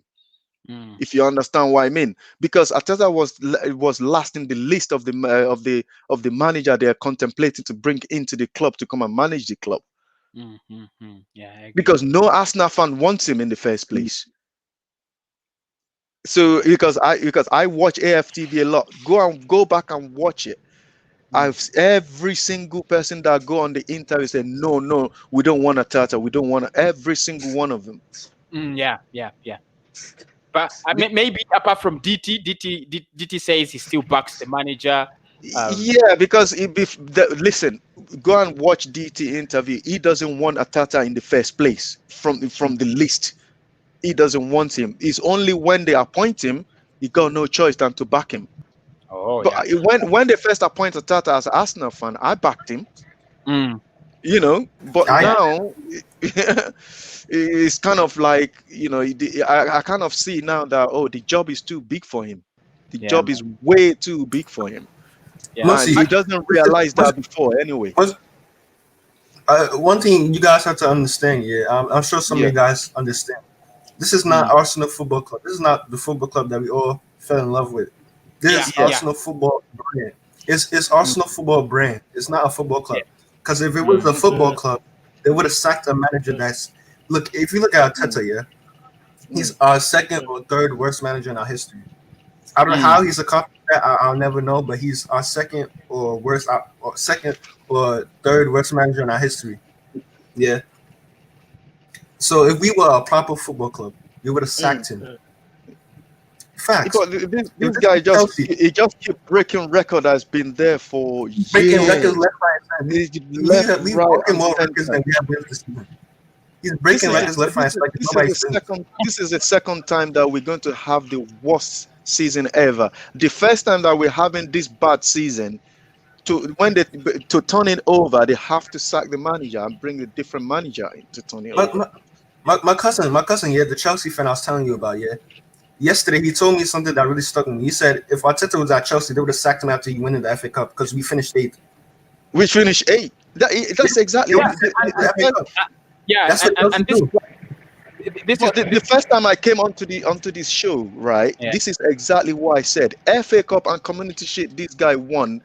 Blind Arsenal fan, they forget that this guy finished us below where Una Emery left us. Because he won the FA Cup, they think, he got something. Him winning the FA Cup is one of the worst things that could have happened in recent history of Arsenal. Fact.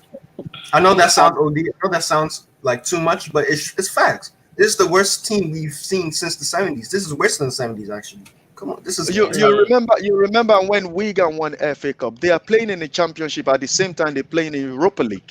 We wanted because they won FA Cup, innit? Listen, we Arsenal fans wanted Arsene Wenger out for years because all he was doing was winning the FA Cup, and then all of a sudden Arteta wins the FA Cup, and it's like, oh my gosh, Arteta, come on, what is this? Are you serious? It's either our expectations have been lowered or it's in the gutter. Our expectations in the gutter. It's like Di Matteo. He won the Champions League with Chelsea, and they sacked him. Yeah, man. Exactly. Di Matteo. Yeah, we were saying Di Matteo won the Champions League, but they could see that it's not good enough. I mean, if a manager is not good enough, they're not good enough. As simple as that. Di Matteo won the Champions League off a good vibe. Yeah, man. The vibe started. It was good vibes, bro. Come on, it was lucky.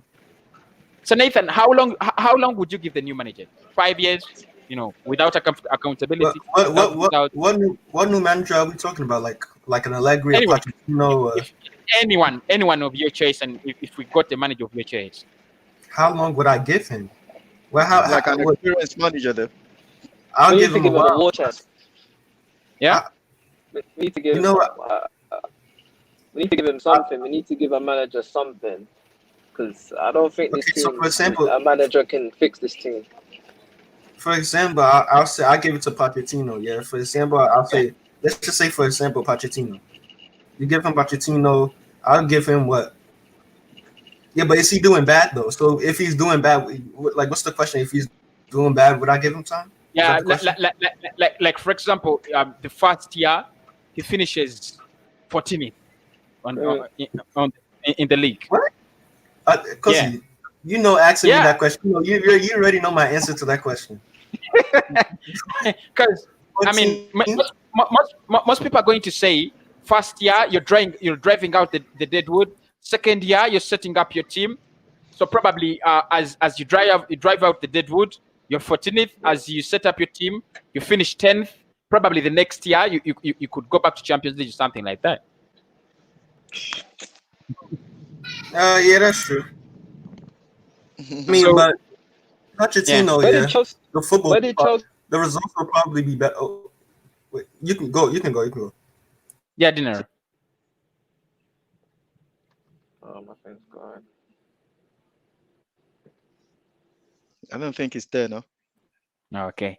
So I want to cross over to Binu. Binu, I don't know which manager you would want, Arsenal, but provided you're given that chance and the manager comes, how long are you willing to give them?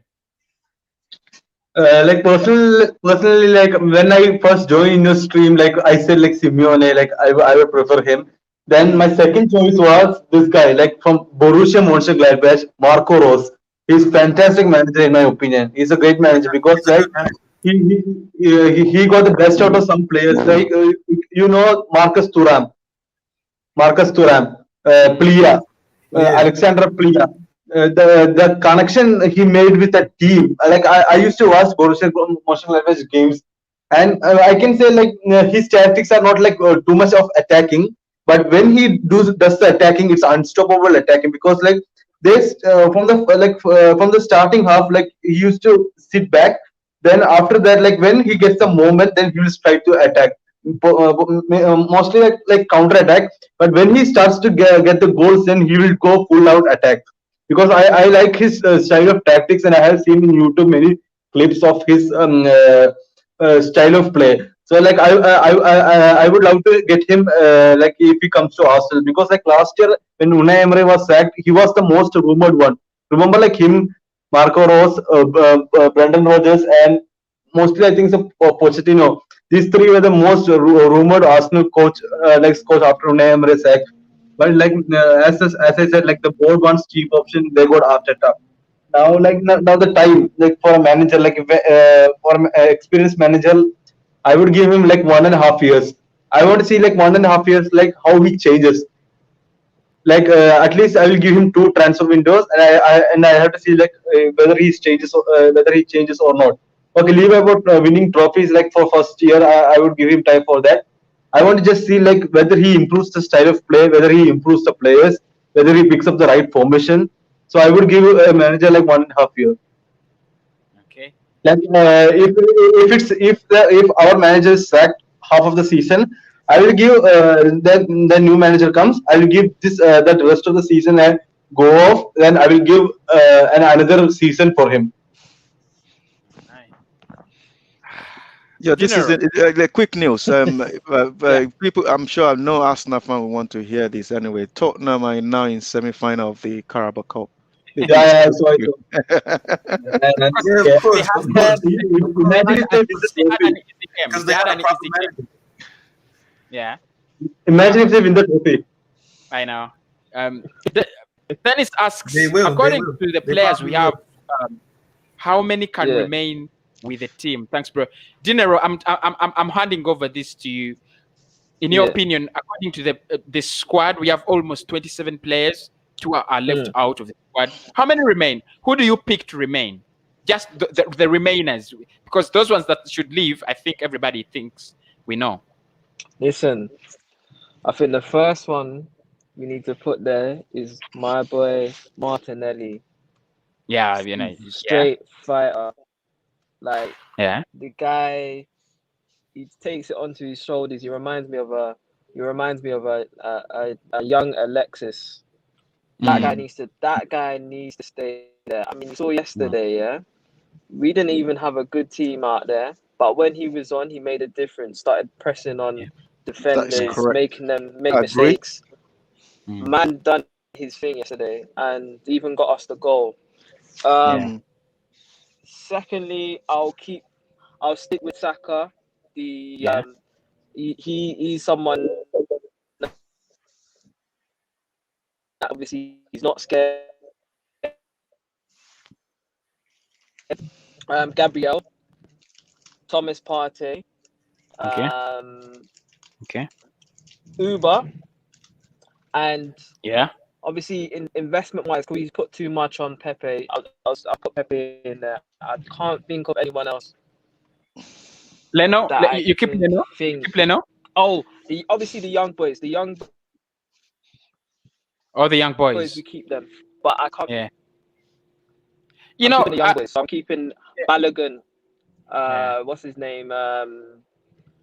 Smith Rowe. Nelson. He needs to prove himself. Smith Yeah, Nelson. Rowe. Them Mm. guys are ballers. I'll keep them, but I can't. Yeah. I I can't had a think big. of the rest. How I about had a- Rúnarsson? You're gonna keep Rúnarsson? I forgot about him. I forgot about now. He needs to go. He needs to go with the rest of them. Guys, I had a big debate here with one of the people who Orizo comes on Zoom. I was saying if we had realized last year or 2 years ago that Alexander Lacazette is going to be the player he is right now, we should have sold him when we could. And I was like, why could we be in a position where we need to decide whether Pepe is also going to be another Alexander Lacazette, a player who we think is going to be, who's going to blow up, become better, and he's not going to become better. And for me, I was like, if there is a player I can sell right now, and someone is giving me money, I would let Pepe go, get some good money, and get in a player who can deliver. I put him on the list of people I can let go out of us. No, I just a quick one to that. I just think Pepe was mismanaged. It's not Pepe is not playing the type of football that he wanted to play. If you go and look at him in his previous club before he came to Arsenal, this guy was scoring from left, right, and center. He's just been mismanaged. Because first of all, this guy was signed under Emery, right? Emery doesn't want Pepe, he wants Zaha. I said that before. He wants Zaha to come into Arsenal. So, but they bought in Pepe. He doesn't know how to kind of use him. It's because this guy only got one left foot player. He cannot use his right foot. And if you look at Zaha, Zaha got both feet. You can use both, whether left or right. He can cut into his left. He can cut into his right. But Pepe can only use just his left foot. He can't use any other. If you understand what I mean. But he's just been. I would say the guy has just been mismanaged. True. That's all. I think the thing with Pepe. Yeah. Sorry, my thing keeps going. I think the thing with Pepe as well is the players around him. As because when he was at Lille, they were playing balls for him to run on, and guy was, and the team that he was playing with, they were more of like a counter-attacking. So when they're on the break, boom, Pepe, he's through. As soon as he gets it on his left foot, gone. But for some reason, this team, they'll see a runner, but they don't through ball it. It's like that happened so many times yesterday. I don't know. They see a runner and they don't slip it in. It happened so many times in the yesterday game because Manchester City is the team that play high up the pitch. Someone says majority of Pepe's goals were penalties and attacking, and counter-attacking goals is average. No. He is not. Listen, if you get 35 goals and assists in a season, I don't care what league you play in. You have world-class potential. It's down to the manager who gets paid $6 million a year to find that potential. And because Arteta doesn't have a clue what he's doing, instead of helping Pepe, he would rather sit him out and not try to do the hard work and see if he can get the system working for him. Because he don't care. He don't care. He don't care about Pepe. He didn't buy Pepe, so he don't care. He bought William. Yeah, from where you're gonna know that this manager is lack experience is when the team is losing. He doesn't know a way of how to get back into the game. He just persists on what he wants the player to carry on doing, and if it's not working, it's not working. I'm not sure what team you remember when we played Man City early in the season. We lost to them as well. Yeah. You know what? You see what they know that Aubameyang is going to be playing from the left. He's going to be cutting in. They only put one player on him, which is Kyle Walker, because Kyle Walker is very quick. Immediately, Kyle Walker shot Exactly. Aubameyang down. He can't do any other thing. They know they know how quick it is, Mm. and this guy keep doing exactly the same thing for the whole 90 minutes. You know that Kyle Walker is on this guy. Just try at the other side and see whether any other thing is. Try the middle. We never play from in the middle at all. We never try to score goals from the middle, apart from knock it wide, whip it in, knock it to the right, whip it in, knock it to the left, whip it in. Aubameyang Yeah. is not a striker that is going to use his head to score goals. How many goals has he scored with his head I think since as he's well. been scoring? You know. I've scored no goals in my I head. think as well. It all comes down to. Um, Oh, it's gone. Harris says 10 assists, 10 open play, 10 penalties. Penalties. But he had won 7 of those 10 penalties. That makes him a quality player, because if he's making the penalties, then he's converting them. Mm. Yeah. Yeah. I think. I mean, you have to get in the right spots. Yeah. Mm. Yeah, I think he was quality. He was quality, but probably Listen, you yeah. know. I want to call out Nolan. Yeah, this is probably the last time I'm gonna call him out. Yeah, I want to call him out because he said something yesterday. Yeah, that really just was wrong. He said that Saliba is not better than Fofana. I don't know if you watched Saint Etienne, but Saint Etienne were relegation favorites until Saliba was fit. Then they started going up the table. Then he got injured again, and then they went down the table. But if Fofana's better than, then they would have never been in that relegation. So I don't know what's going on. Clearly, when he's in the team, they do better. But what my thing is here is that if you look at Saliba, he's 19 years old. He's young. I'm not saying play him every week, but what you don't do, yeah, is just leave him in the under 23s. You let him play some under 23s game, and then you also give him opportunities in the first team. Like I said earlier, you can't play Rúnarsson, who's might not even be a championship level goalkeeper. Let's be real. You give him game time over a 19-year-old that needs as much playing time as possible. You cannot sit there and say, "Oh, he makes mistakes. He makes mistakes." He's 19 years old. What do you want him to do? He's not Van Dijk. It's actually a good thing. It's a good thing for him to make mistakes because at least he's learning from it. It's better than him being Mustafi, who's like 29, 20, the same mistakes. Relentless. How old is Saka? Saka is 19, and he plays week in, week out. He learns from his mistake. If Saliba doesn't play in the first team, how is he going to learn? And you know, He's and not there's gonna a good, How's he going to develop? You can't just say, "Oh, a good he makes mistakes. That's why you're not going to play him." a good example. A good example is look at what when Chelsea had that transfer ban. They played this. They put the young boys in, and they didn't do a bad job. They didn't do a bad job. That's right. They didn't do a bad job at all. And when the transfer ban is over, they went out to go and buy an experienced defender and bring them in. If you understand what I mean. So Yeah.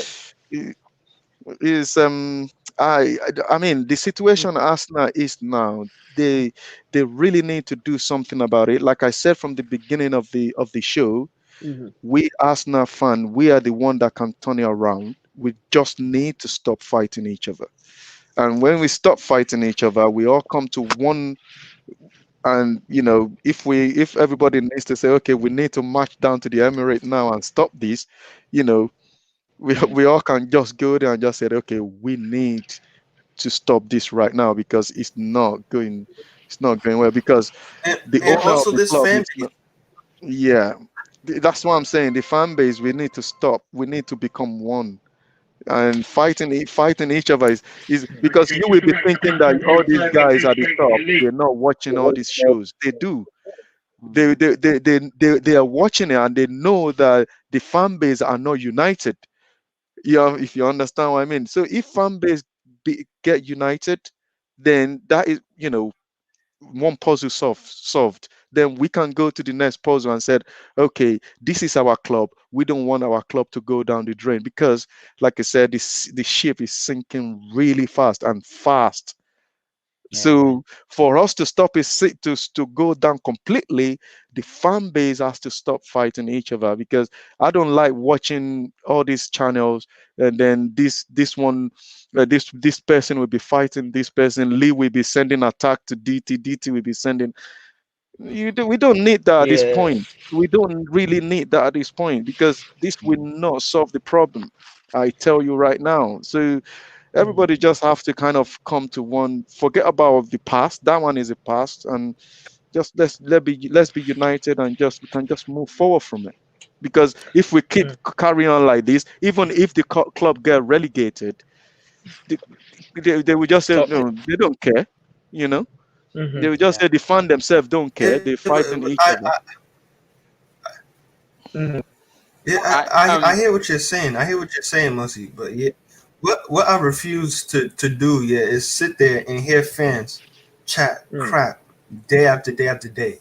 This fan base, yeah, I'm sick of this fan base, man. All they do is sit there and banter other clubs, Oh, welcome to the Europa League United. What do you mean, welcome to Europa? You've been in Europa League for 4 years. Oh The yeah. fans sit there and say, oh, trust the process. Give him this. It's like we are happy when other teams lose. It's killed. Thank you. Yeah, that's the thing. Our biggest win is like other teams losing. Yeah, that is the thing. Kazi has said that before. Exactly, that's our wins. We just need to forget about the other clubs. Forget about them. Let them face their own problem. Let's face our own problem. If you face your own problem first before, why do you want to leave your own problem and started dealing with another person's problem? Harris says people like DT don't want to say they were wrong for overrating Mikel Arteta. I would honestly blame him because he's stuck in so much, like he can't remove him back now, because he can't avoid him, because he even backed troops backed Unai Emery a lot. If I have seen many of his videos backing Unai Emery a lot, but it came into a situation like he had to leave. That's no choice. But DT doesn't leave it because he's stick on his opinions. I think what it is as well is a lot of. I think now we need to see we need to think logically, and instead of reacting, I think we act emotionally because of the we don't like seeing the state of the club and how it's forming. And what is the problem anyway? What is the problem? Is it the players? Or is it the manager? What we say is one of the mistake Arsenal made is appointing non-experienced manager in the first place. But I know Emery has got an experience, but the only reason why Emery gets sacked is because of the communication problem. He's playing good football. If you give him a longer time, what you give Arteta now, I'm sure Arsenal is not going to be in this mess. My thing is, though, these players, No, do you think this owner is playing a big role? Because how when if you guys see a Turkish channel, he's not yes, he blames manager, he blames players, but the main reason he blames is the owner, because the owner is the one who's employing this board, and the board is the one who's employing this manager, inexperienced manager. So if we all stand together and if we take Keronke out, it will be a better situation for all the fans to unite together, and to remove that guy. Then if we remove that guy, automatically that board and the manager will leave. So then it will be a new whole structure of the process. I think that's the only way the fans will unite. You know what? I think it is as well. I think the board.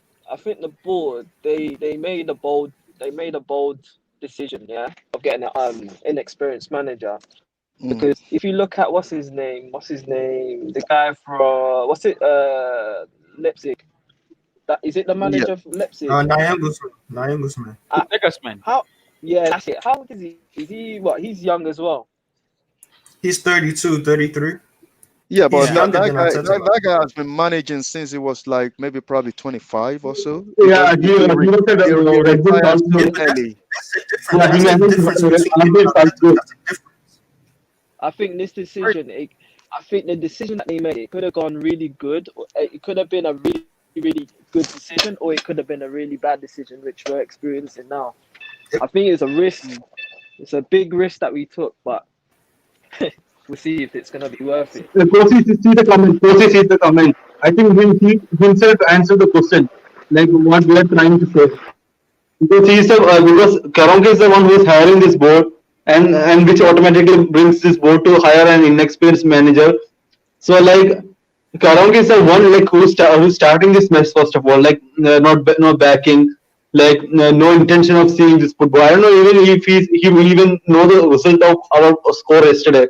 He might not be even watching the match also. So like so that's so that's the main reasons I'm saying like if you, the only thing like we can unite together, like even if you are Arteta in or Arteta out, only thing we can unite is there, like you have to like get rid of Karonke at all costs. Like I know it's a hard take, but I don't know, but that's the only option. Like we all fans can unite together and do it, because like I can't see this manager. Everyone will unite it and like will come to a decision. So like I think the owner is the one we can possibly make him out. And listen, I want to say one last thing, yeah, real quick thing. But listen, as fans, yeah, we've allowed, well, not us, yeah, but the fan base have allowed the expectations to drop. Once Arsene Wenger kept on staying at the club. He kept on getting embarrassed by teams. He kept on staying at the club, stinking the place out. We've allowed our expectations to drop for years and years and years. Oh, it's okay to only get top 4. Oh, it's okay to make it in the Champions League, but just get eliminated in the round of 16. Oh, at least we made it.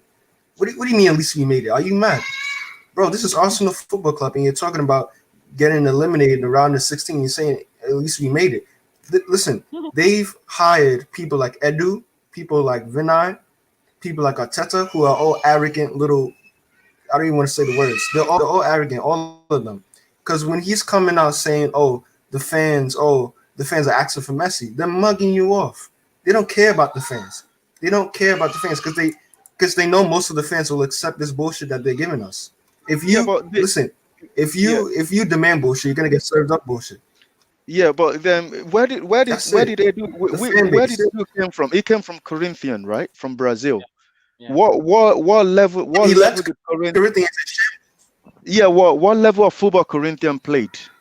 They play probably if Corinthian is going to be in the English league, they will probably be in the National League, if I'm correct, right? And Arsenal went out to go and bring someone that is managing Corinth, that is maybe probably in a Corinthian board to come and be their. What do you expect, man? And that's what I told you guys, that maybe the expectations of the fans are big, but the expectations of the people who hold power at the club are so small. Yeah. But anyway, guys, thank you so much for coming on. Thank you so much. I really do appreciate it. No problem. It's a pleasure, man. Yeah, thank you very much. One last thing, Cozy, before you go. Yeah. One last thing, yeah. Yes, Nathan. You have Edu, you have Vinay, you have Arteta. They're all young and inexperienced. And then if you look at the board, which is probably about 20 people, they're all in the late 70s, all 80s. They've been there for years. So are you trying to go down this younger route, or are you trying to go down the more experienced route? Because I look at the board, yeah. The reason why the people make these dumb decisions because they're all old, and the methods that they were using is outdated. They don't know what they're doing. So you just need to get rid of the whole board. This is why I blame the owner, because he doesn't know about football. If you put somebody to run your business, you don't know if they're doing a good job or not, because you don't know. The whole club from top to bottom is shambles. Guys, I told you, Arsenal talk can never end. We can never end. That's right. Yeah. We can never end. We keep on going and on and on and on and on. Yeah. I just hope one day, we spend a year talking about positives. I don't know whether that will happen. One day, I would say. One day. It'll come. Yeah. If Anyway, I agree guys, with Pochettino thanks comes in, everybody for get coming rid of on. half of these players. Yeah, Massively appreciated, guys. big up. Big up, guys. Big up. Big Yeah, up, No guys. problem. Thank you very much. Pleasure. Pleasure. Yeah, big up. Thank you. Thanks, Kosi. Thanks. Thanks. Thanks. Yeah. See you. When we doing this again? Ateta out. Yeah, When are we doing this again, Cozzy? tomorrow same time, bro. Alright, same time, yeah? Okay. Yeah, man. We'll speak Yeah, again tomorrow. Yeah, on Cool. a daily basis. Okay. Cool. Speak to you soon, guys. Alright. And everybody who has been Ateta watching, if you enjoyed it, we are gonna be I'm going to re-upload it, of course. You know I always do upload the part of the panel, so make sure you check it out. As always, come on you Gunners. I hope we can step up and start winning some games because this is so frustrating.